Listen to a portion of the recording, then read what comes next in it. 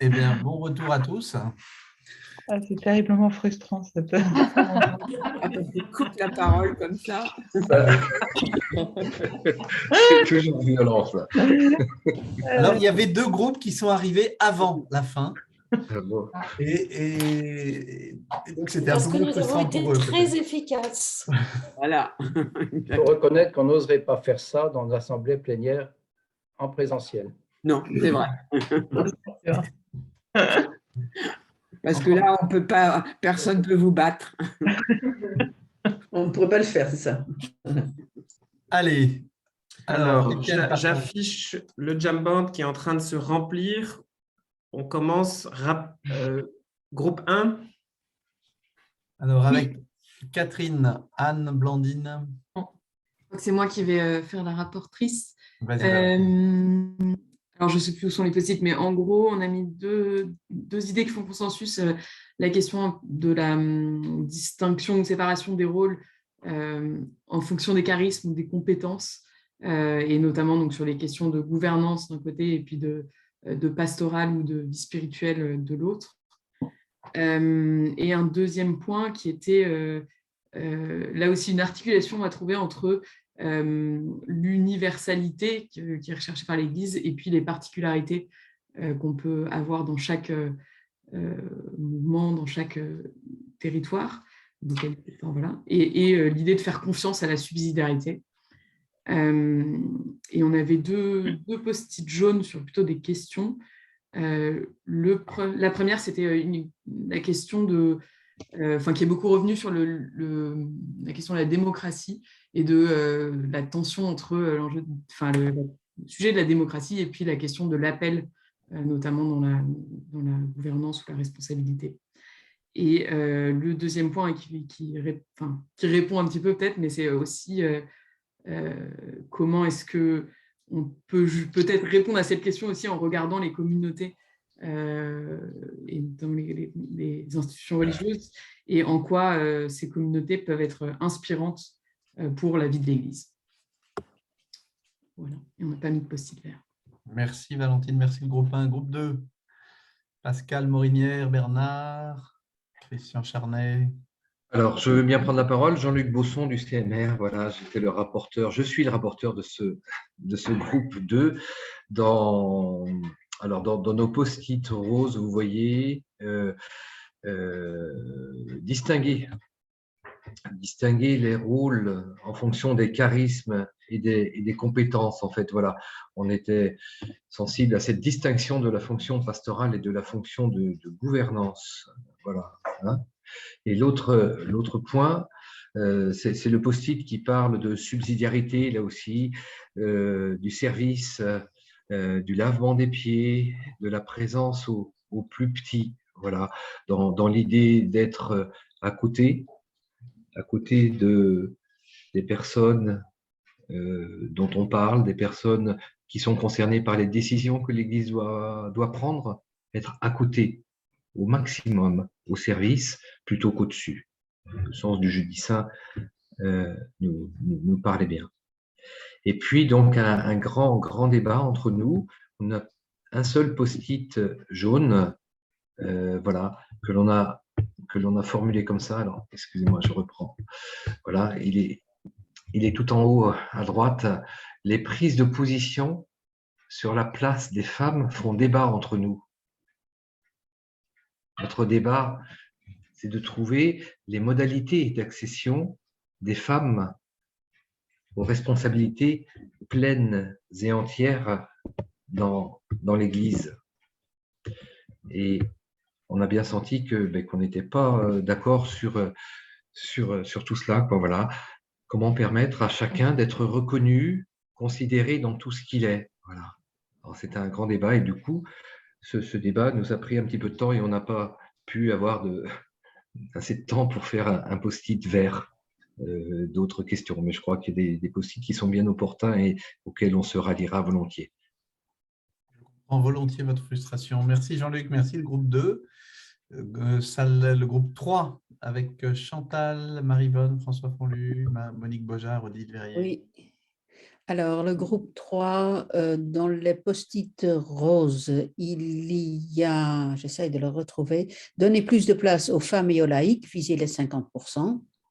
Peut-être pas facile du jour au lendemain, mais voilà, ça sera l'objectif. Et puis, l'autre, c'est regarder la diversité de gouvernance à l'intérieur de l'Église. Ça veut dire aussi bien ce que disait la COREF, mais aussi les exemples des mouvements. Comme inspiration pour le diocèse. Dans les post-it jaunes, ce qui fait débat, c'est la démocratie en Église, il faut bien comprendre de quoi on parle, et puis séparer la gouvernance et la vie sacramentelle. Là, tout le monde n'est pas tout de suite sur la même ligne et ça demande d'être nuancé, mais c'est difficile dans un post-it.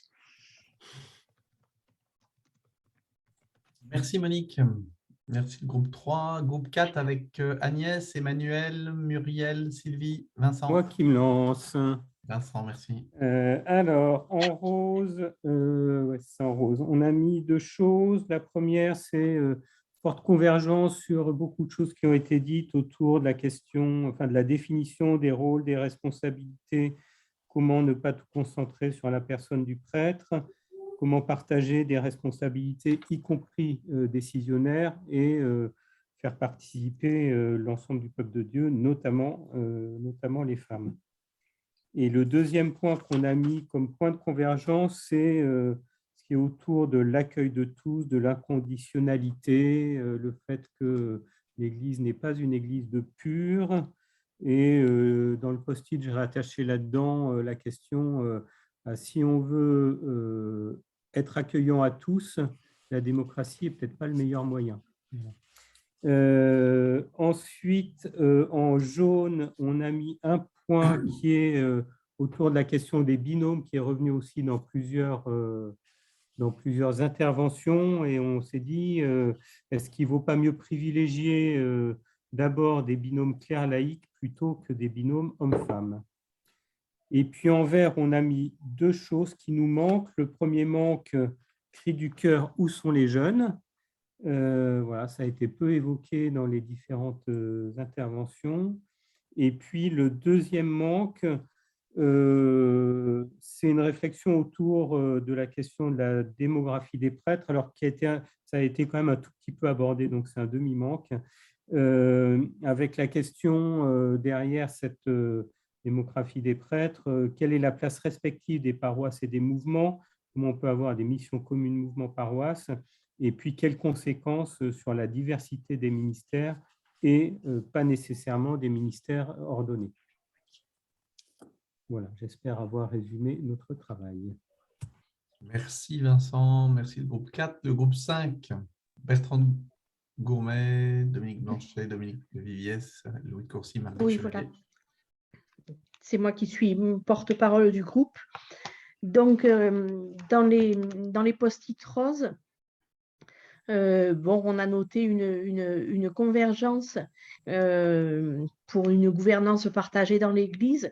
Et voilà, ce qui ressort, c'est que cette convergence montre un manque important dans l'Église.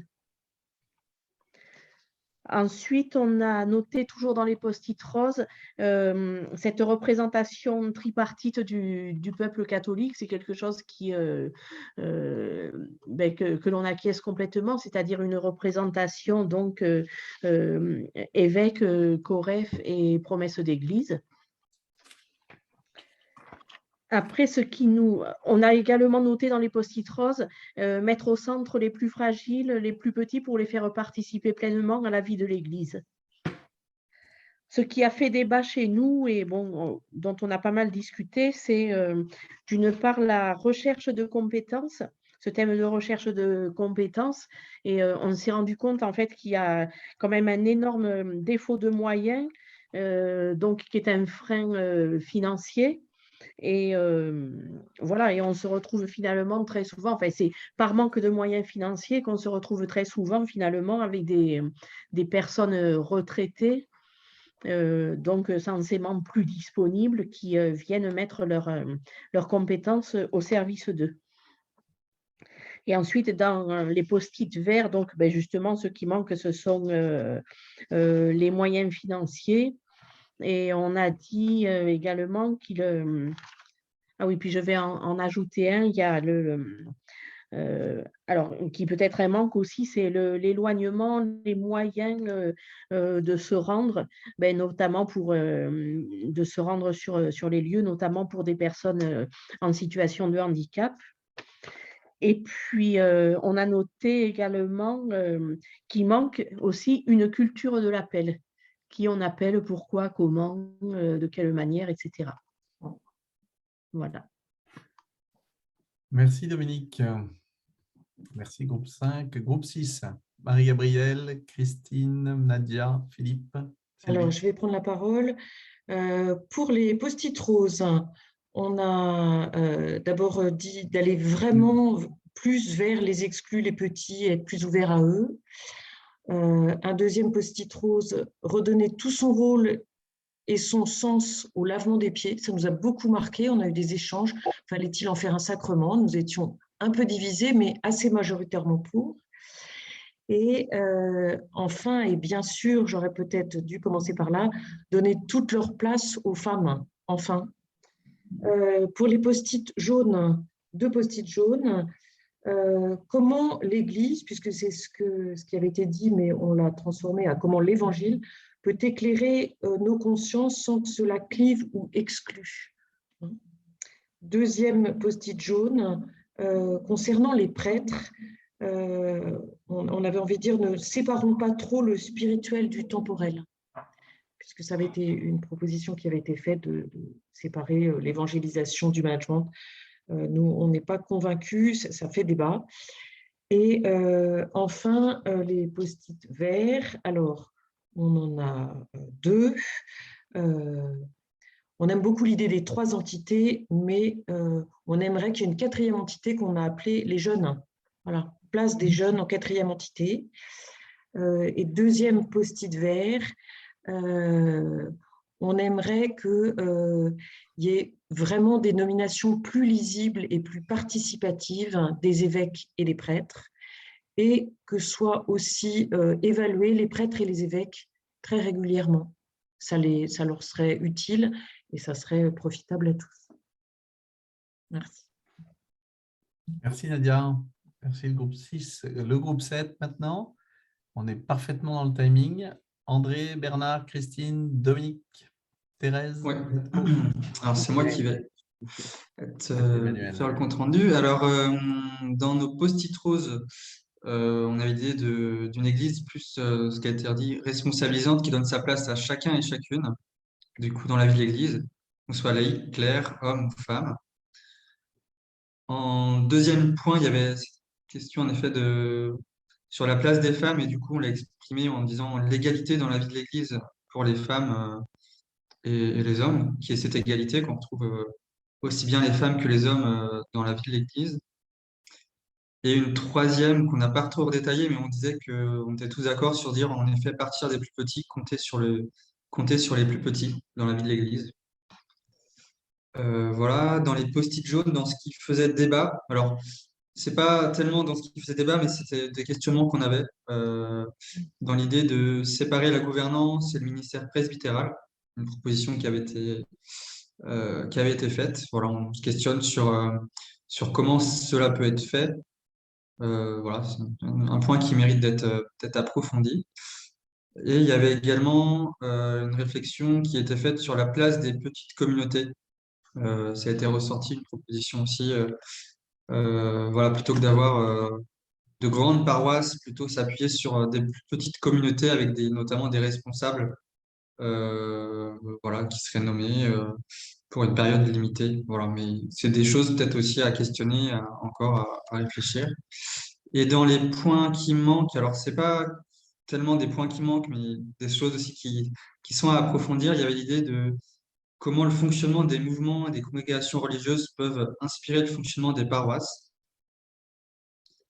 Et un dernier point qu'on a dit jusqu'à la toute fin dans le groupe, l'idée de la formation voilà, de tous. Parce que c'est bien de vouloir tous participer à la vie de l'Église et la vie de nos paroisses, mais laïcs comme Claire, on a tous besoin d'être formés, peut-être sur des sujets des fois différents, mais voilà, on a tous besoin d'une formation en tout cas pour être actifs et animer la vie de notre paroisse, la vie de notre communauté. Merci Emmanuel. Merci les groupes 7, merci à tous. Super, bah écoutez, c'était riche et puis en plus parfaitement dans le timing. Bravo à tous, vraiment, c'est super. On va conclure avec notre un temps spirituel comme à notre habitude. Dominique, est-ce qu'il y a d'autres choses peut-être à dire avant de nous quitter? On se retrouve le 29 avec un autre florilège de mouvements et le 12 avril. Et on est en train de préparer la journée du 23 avril pour lequel on vous enverra bientôt un bulletin d'inscription. Donc, notez et gardez bien ces dates et à très bientôt. Et merci. On passe donc la parole à Sylvie. Marie-Christine. Non, Marie-Christine, qui nous a préparé un petit temps spirituel. Pardon, Sylvie, ce sera pour la prochaine fois.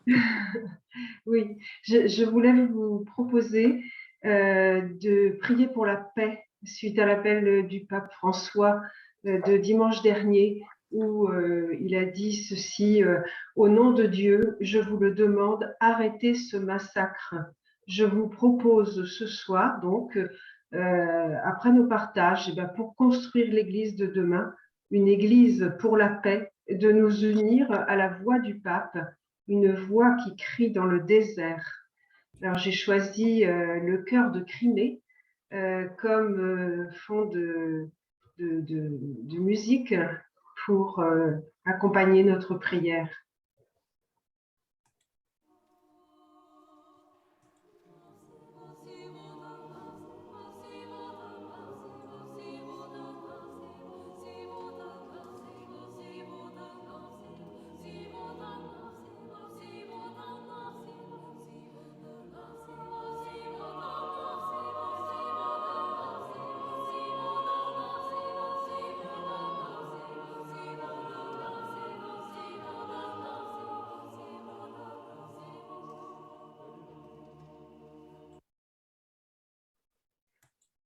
La prière du pape pour la paix.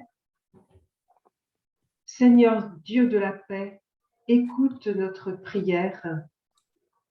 Nous avons essayé tant de fois et pendant tant d'années de résoudre nos conflits par nos propres pouvoirs et par la force de nos bras. Combien de moments d'hostilité et de ténèbres avons-nous vécu? Quelle quantité de sang a été versée? Combien de vies ont été brisées? Combien d'espoirs ont été enterrés? Mais nos efforts ont été vains. Maintenant, Seigneur, viens à mon aide. Accorde-nous la paix, enseigne-nous la paix, guide nos pas sur le chemin de la paix. Ouvre nos yeux et nos cœurs et donne-nous le courage de dire « Plus jamais la guerre ». Avec la guerre, tout est perdu. Distille dans nos cœurs le courage de prendre des mesures concrètes pour parvenir à la paix. Seigneur Dieu d'Abraham, Dieu des prophètes, Dieu d'amour, tu nous as créés et tu nous appelles à vivre comme frères et sœurs. Donne-nous chaque jour la force d'être des instruments de paix. Permets-nous de voir tous ceux qui croisent notre chemin comme notre frère ou notre sœur. Rends-nous sensibles à l'appel de nos citoyens qui nous exhortent à transformer nos armes de guerre en instruments de paix, notre inquiétude en confiance et nos querelles en pardon. Garde vivante en nous la flamme de l'espérance, afin qu'avec de la patience et de la persévérance, nous puissions opter pour le dialogue et la réconciliation. De cette façon, que la paix triomphe enfin et que les mots division, haine et guerre soient bannis du cœur de chaque homme et de chaque femme. Seigneur, désamorce la violence de nos langues et de nos mains, renouvelle nos cœurs et nos esprits, afin que le mot qui nous rassemble soit toujours frère et que notre mode de vie soit toujours celui de shalom, paix, salam. Amen.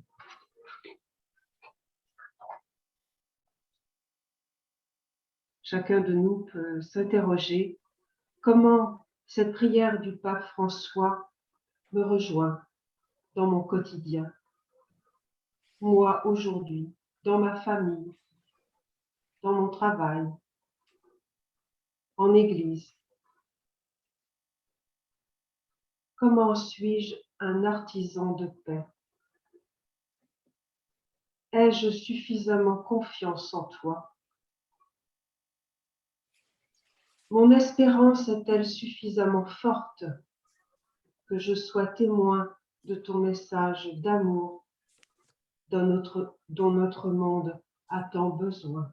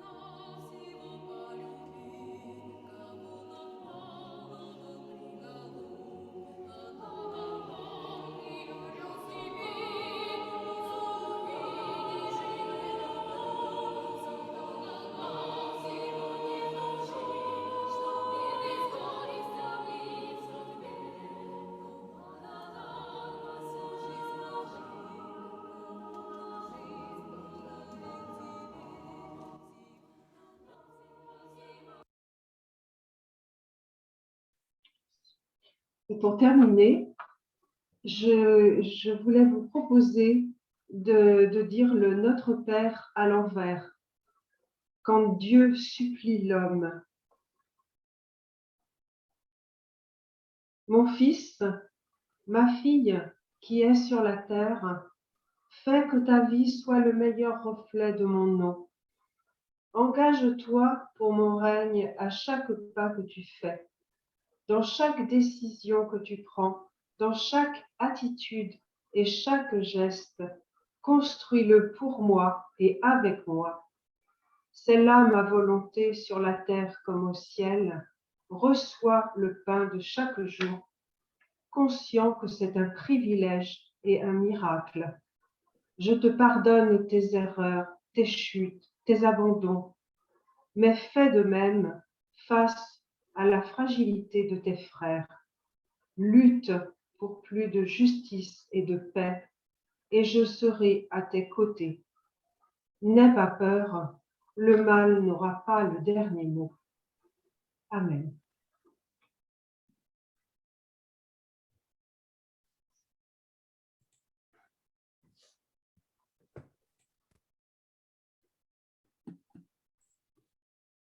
Amen. Merci Marie-Christine pour ce temps de prière. Merci à tous pour cette belle soirée, pour votre implication à fond, pour votre fidélité aussi, parce qu'on voit que vous êtes, vous êtes de séquence en séquence tous les 15 jours. C'est quand même un rythme soutenu. Voilà, merci vraiment. Et puis encore 2 fois avant de se retrouver le 23 avril. Ben, on vous souhaite tous une belle soirée. Bonne suite de carême. Merci, au revoir. Merci beaucoup. Merci, bonne soirée. À chacun. Au revoir. Bonne soirée. Au revoir. Merci à tous. Au revoir. Merci, Au revoir. Merci. Que Dieu vous bénisse. Merci, amen. Merci, Père.